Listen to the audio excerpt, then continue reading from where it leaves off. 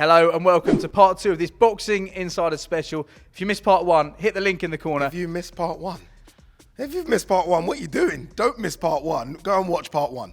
Part 1 was pretty special, but part 2, there is plenty to look forward to. Yeah, part 2 I think is going to be crazy. Look, part 1 was very, very good. It was almost like the beginning of the Gypsy King. Part 2 is where he's in on his throne. Like, he is the man, he is the legend, he's everything.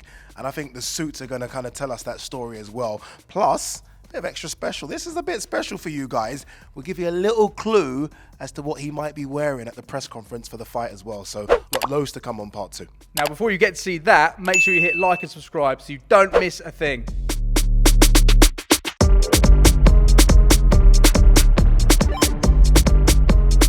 We've seen some really special suits in part 1 of this, but in part 2, Nav, I want to kick off with this particular number, which Tyson wore summer 2021, and this was the first time he'd met with Deontay Wilder since what happened in that second fight. Right, so there's a lot of animosity already there and a lot of denial about Tyson's victory coming from Deontay Wilder's end. And you know, we're on Team Fury and we felt that as well. And we wanted to send a message through the garments, a little bit of mental warfare.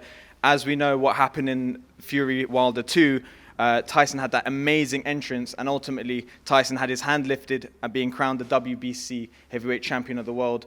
And we wanted a clear message, a clear reminder to be sent to Deontay Wilder, even if he wasn't talking. We wanted him to see the impact of Fury Wilder 2 and that Fury was the champion. And I think the imagery of Tyson on the crown and on the throne wearing the crown and having his hand lifted kind of cemented that message. And it was loud and clear. Yeah, loud and clear indeed. There's a photo here, and I remember saying this off cam. This picture here, I don't know, hopefully we can zoom in on it. By the way, look at that, Look at that waistcoat. I mean, what's going on here, right? There's that picture there, which for me is almost the greatest Tyson Fury image I've ever seen. It reminds me of like the final boss in a movie, what you've got to get through. Like, you know, the end of Game of Thrones, and you've got to get through someone, and that's the guy. That's Tyson Fury walking out of the crown, and that's where he was. He was the king. The way in which he dismantled Deontay Wilder in that second fight, it's almost a case of rubber stamping the fact, no more nonsense, I am the best heavyweight on planet Earth. And that was better than Anthony Joshua, that was better than Alexander Usyk, better than Deontay Wilder, I'm the king. So it almost made sense, him walking out on the throne. It just made sense.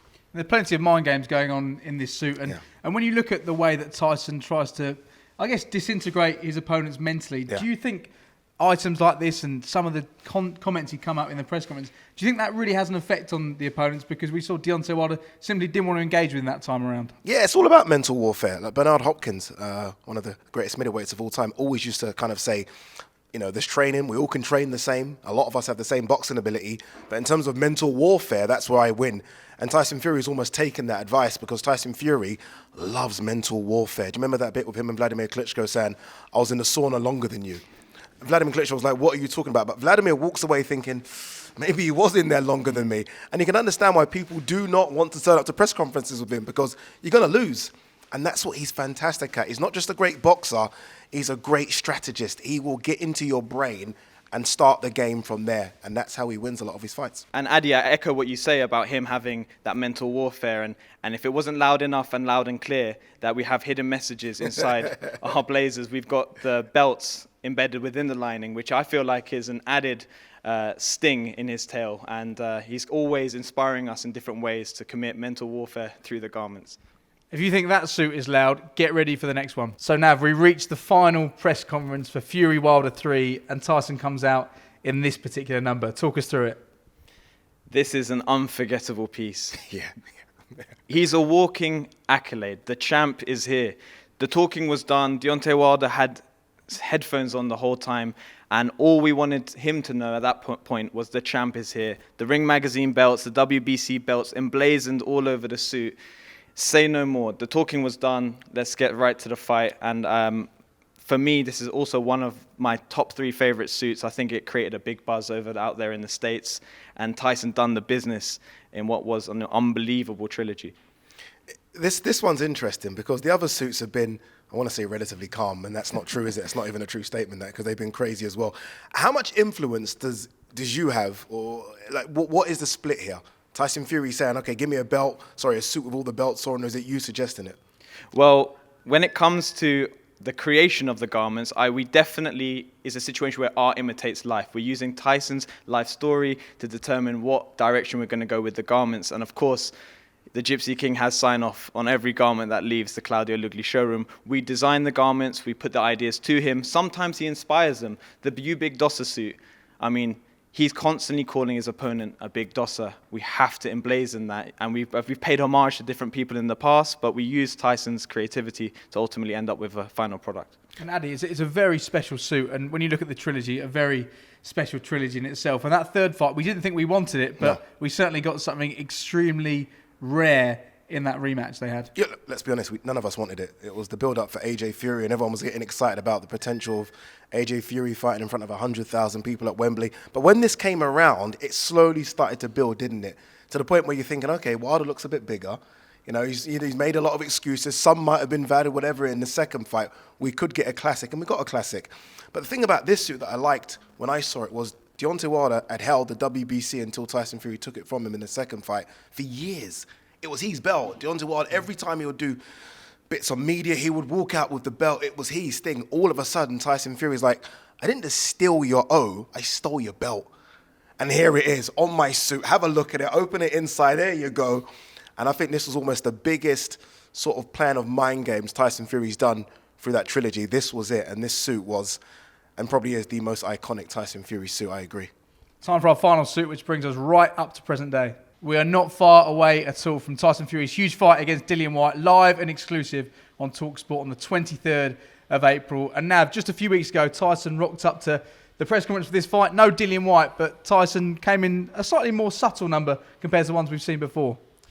Yes, I mean, Dillian's absence definitely impacted our choice of garment. We had something lined up, something very special and exclusive, another message. However, when we knew Dillian wasn't going to turn up, we wanted to opt for something that just was fun and embodies Tyson's colourful character.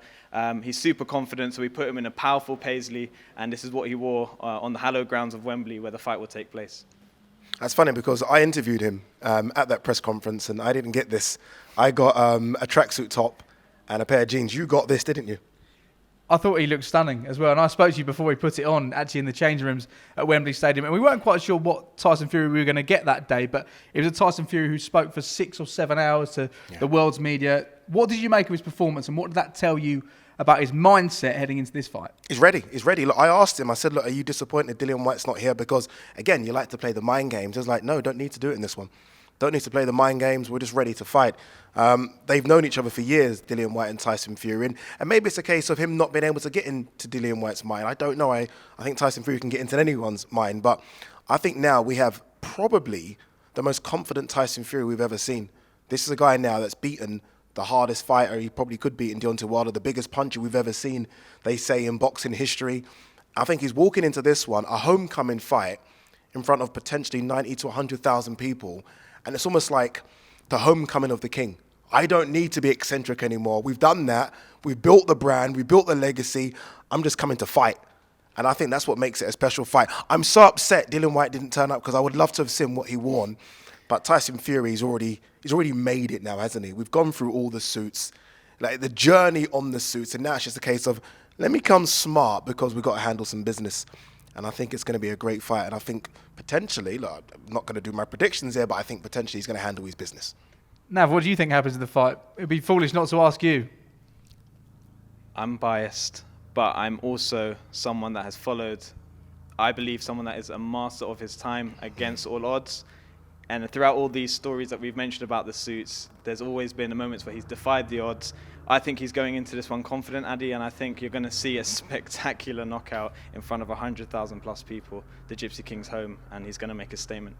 We're expecting fireworks during fight week. There's hope Dillian Whyte turns up for that. What can we expect from Tyson? Can you give us a talkSPORT exclusive on what he's going to be wearing for that final press conference? Sure, I'll give you a clue. The clue is, it's Return of the King, the homecoming. That is the theme for the suit, and all will be revealed very soon. Why am I so excited for it? I want to see it now. I want to see it go. You know what it is? They make it, don't they? These suits now, the press conferences, it's all part of the build-up for these fights now. Before, it was just about turning up for the fight. Now it is the press conference. It is behind the scenes. It is coming to places like this and seeing the story and the journey. And look, I can't wait to see what he's going to wear. I really can't. I mean, long gone of the days of people just walking up with T-shirts and tracksuits. Now people are realising it's an important sell to look sharp. And look, it's a bit of mind games for Tyson Fury. Dillian Whyte might turn up in a suit, which is rare. I've never seen him in a suit before, Dillian Whyte. That might happen. It could be the suit off, the face off. It could be good. It really could be. What are you expecting to happen if Dillian does decide to fulfil his media commitments and turn up for this final press conference? Craziness, madness. Honestly, it's going to be crazy. You've got one side where you've got Shane Fury, Tyson Fury, John Fury. You've got that side over there. Dillian Whyte's got Dean White, who's about 6'10" himself. Literally, it's going to be, you could buy tickets to the press conference if they both turn up. And I think they need to. For the final one, you need to. You need that final push.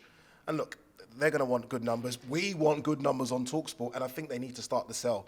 I think it's going to be explosive. They might need a couple of security guards. They might need a barrier. Do you remember that? Chisora and David Haye. They might need a barrier between the two. It's everything you want for a fight that has been billed as the biggest British heavyweight fight of all time. And I think it deserves that final press conference build-up. So that was part 2 of our very special episode of the Boxing Insider. Make sure you leave a comment below and let us know which one of these suits was your favourite. Addy, which one is swinging it for you? It's not easy. It's not easy. I think I'm going to change my mind. I know what I said on part 1, but this, I mean, come on, look at that.